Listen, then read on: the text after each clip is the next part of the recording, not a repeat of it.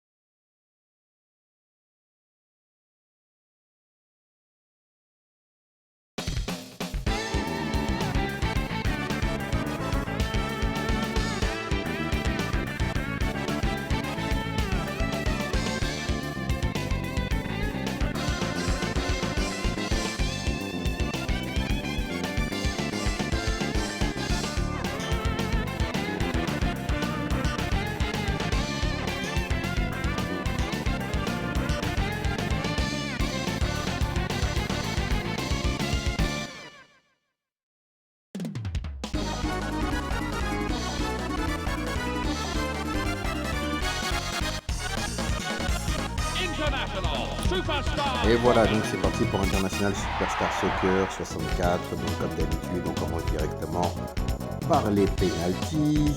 Alors, j'ai pris l'équipe de France. Là, vous avez compris le principe. Le carré rouge, c'est le goal. Et moi, je suis le petit carré bleu. Il faut que j'essaye pas de marquer. Allez. Espérons que ça va le faire. Boum, Panenka. Et il arrête. Bah, écoute, on aura essayé. Et lui,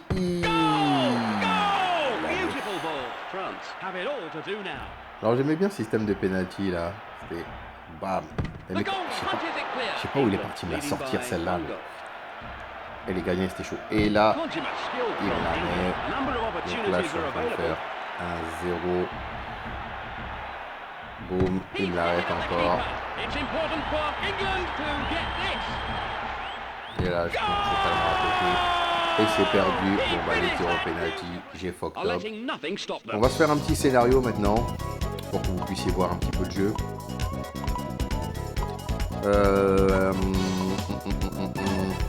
On va chercher ça là avec l'Allemagne, c'est sympa. On est mené 1-0, il faut marquer. En fait, il faut gagner, il reste 2 minutes et quelques. Je pense qu'on va se prendre celui-là, c'est pas mal.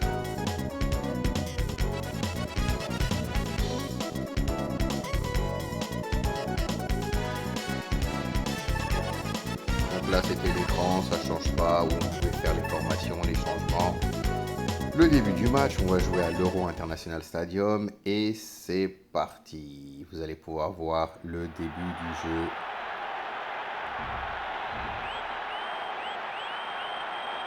Alors là, c'est pour moi.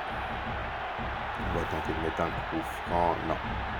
Je vais feinter pour faire la coupe. Et allez, c'est parti. Alors bon, déjà, vous pouvez voir les améliorations. Si vous vous rappelez à quoi ressemblait International Superstar Soccer de League, qui était déjà très bien. Alors là, du coup, on passe un level. Donc là, je vous rappelle, moi, je suis les Allemands en blanc.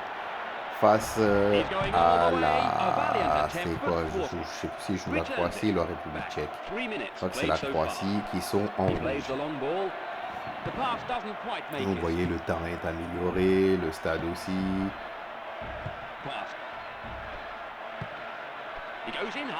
Allez, là c'est bon, on va tenter une percée. Passe là-bas, non, là j'ai fait n'importe quoi.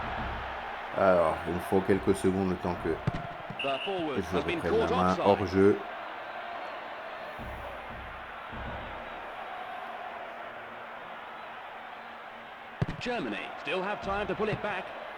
Voilà, donc j'intercepte, on repart. Comme je vous disais, ils ont vraiment amélioré même la palette de mouvements qu'on pouvait faire en tant que joueur. Là, c'est moi qui tire. Il m'arrête le gardien. Les gardiens sont très bons aussi. Allez, on repart, on va recontre. Ah, il a une contre-attaque. Voilà, Barthez, c'est à toi. Et ouais. Allez, c'est parti. Allez, on va tenter la contre-attaque. On y va.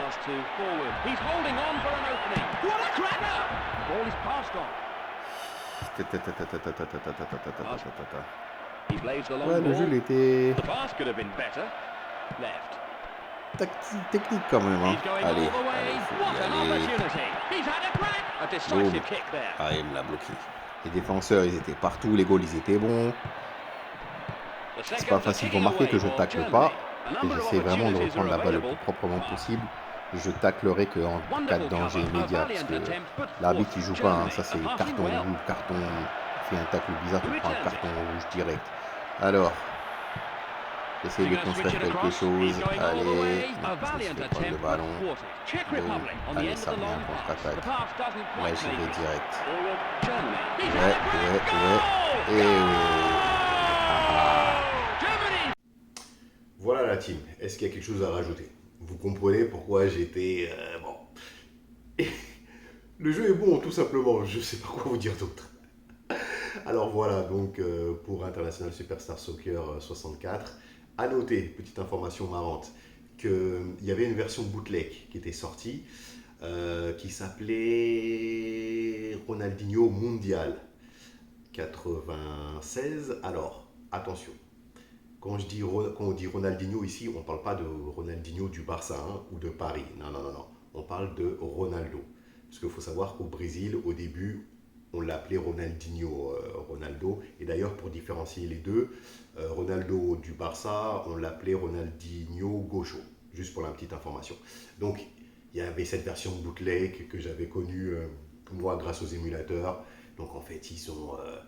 remplacer les commentateurs, c'était un mélange de portugais, d'espagnol, ils avaient changé les équipes, enfin bon bref, version bootleg.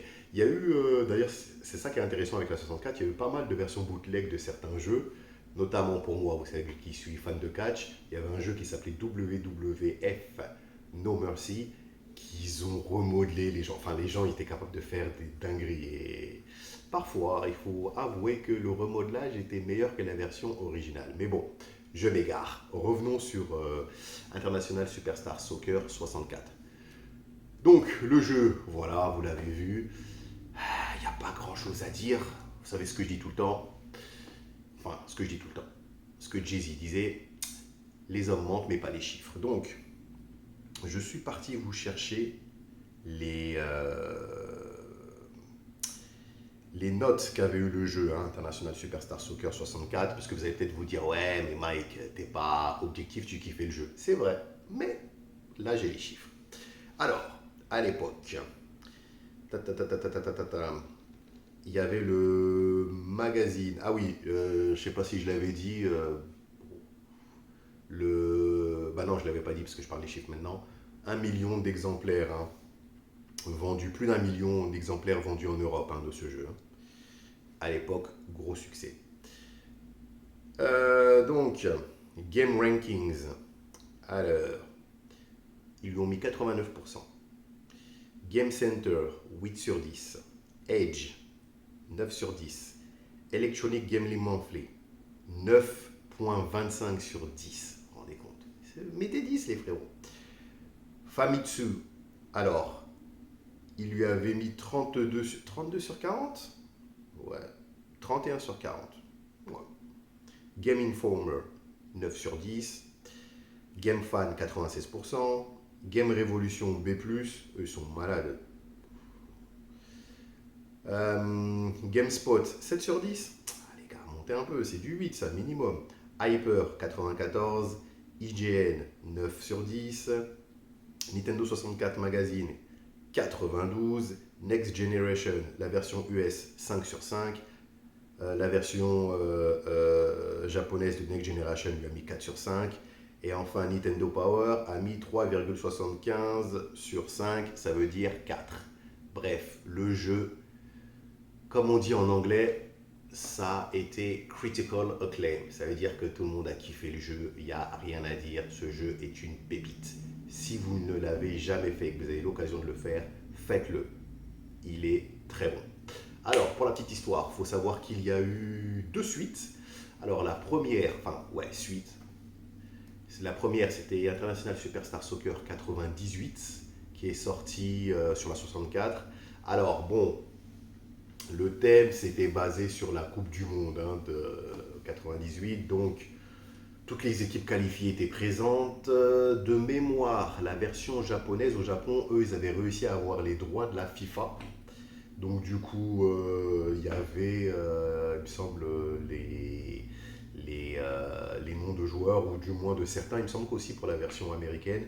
Bon, moi, la version 98, c'est un jeu que j'ai fait vite fait, mais bon, j'étais plus sur la version 64. D'ailleurs, en vrai, il n'y a pas vraiment d'amélioration, les gars. Ça ne servait à rien d'avoir les deux, hein. Honnêtement, si vous aviez le 64, avoir le 98, bon, allez, on va dire pour faire la Coupe du Monde, parce que du coup, là, le format, il ressemblait plus. Mais bon, là où, par exemple, vous voyez dans International Superstar Soccer 64, l'International Cup, en fait, c'est un tournoi, comment dire, j'oublie comment ça s'appelle. C'est pas un tournoi à élimination directe. En fait, vous voyez, chaque équipe se rencontre et puis il y a un système de points. Donc voilà, en gros, c'est ça la vraie différence. Sinon, le jeu n'avait pas beaucoup évolué entre nous. On ne prenait pas une claque graphique. Voilà, c'était un jeu qui était sorti pour la Coupe du Monde. Par contre, après, il y a une autre suite qui sort en 99. Ça s'appelait International Superstar Soccer 2000. Alors là, c'est pas mal.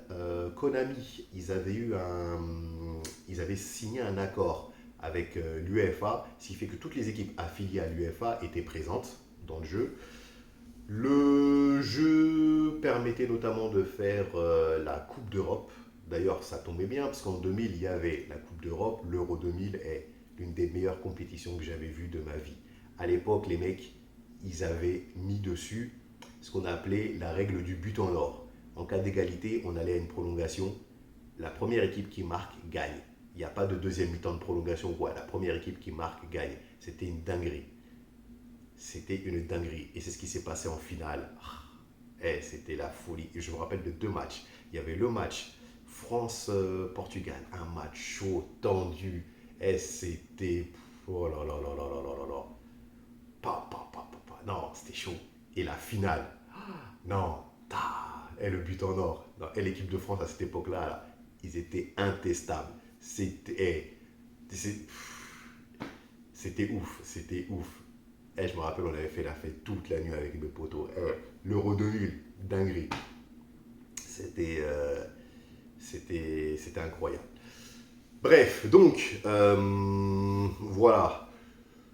Oui, donc celui-là, ouais, il a un peu plus d'intérêt, plus que le 98. Là, on peut faire l'euro, il y a les équipes, elles sont mises à jour, donc il y a tout, en gros, toute la line-up des équipes qui ont participé à l'euro, bah, elles étaient dans le jeu avec les joueurs, voilà, encore une fois, dont on n'avait pas le nom, c'était vraiment pas dérangeant parce que dans le jeu, ils leur avaient fait le même physique, le même poste, la même taille, etc. Donc, bon, bref, ça ne changeait rien. Donc voilà, pour les jeux, comme je vous disais, en vrai, il n'y a pas besoin pour moi, allez, à la rigueur, vous pouvez prendre, à l'époque, on pouvait prendre le International Superstar Soccer 64 et le 2000. Le 98, encore une fois, c'est une mise à jour, donc c'était pas la peine. Dans tous les cas, je suis en train de réfléchir, je parle beaucoup. Ce qui va se passer, c'est que je vais vous faire plutôt une partie du 98, une partie du 2000 pour que vous puissiez vous faire un avis. Et puis, on conclura là-dessus. À tout de suite. Ok la team, on va couper la vidéo en deux parce qu'elle est longue, donc on s'arrête là. Et la deuxième partie, ça sera sur le gameplay des versions 98 et 2000 de International Superstar Soccer. Allez, hasta la vista, ciao ciao.